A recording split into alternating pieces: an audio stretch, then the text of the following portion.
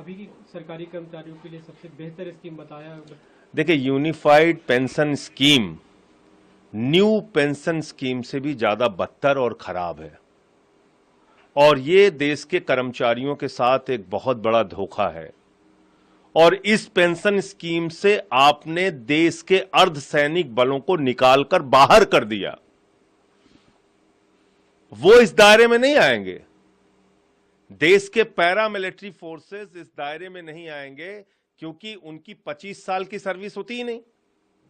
तो जब उनकी 25 साल की नौकरी होगी तभी आप यूनिफाइड पेंशन स्कीम का लाभ उनको देंगे, वरना 10,000 रुपए की पेंशन उनको मिलेगी।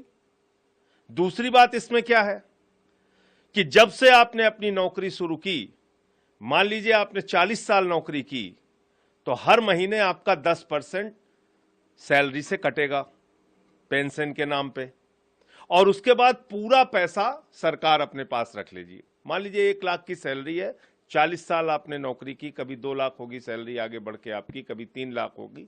जितना पैसा आता है 10% के हिसाब से, वो पूरा का पूरा पैसा सरकार रख लेगी अपने पास।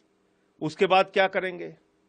अंतिम के 12 महीने जो हैं उसका एवरेज निकालकर 6 महीने की तनख्वाह आपको कैश में दे देंगे, और फिर ये कह रहे हैं कि एवरेज सैलरी निकाल के आपको आधा पेंशन देंगे। पहले तो आपने एक बहुत बड़ा अमाउंट कर्मचारियों का मार लिया, लाखों रुपए जो अपनी पूरी जिंदगी में उनकी 10% कटौती के नाम पे इकट्ठा होगा।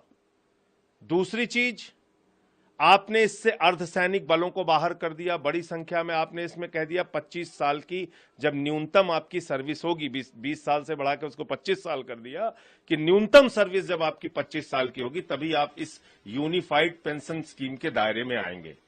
तो कुल मिलाकर ये एनपीएस से भी ज्यादा बदतर यूपीएस आया है, और देश के कर्मचारियों के साथ एक बहुत बड़ा धोखा मोदी सरकार ने किया है, जिसको इस देश के कर्मचारी समझते हैं।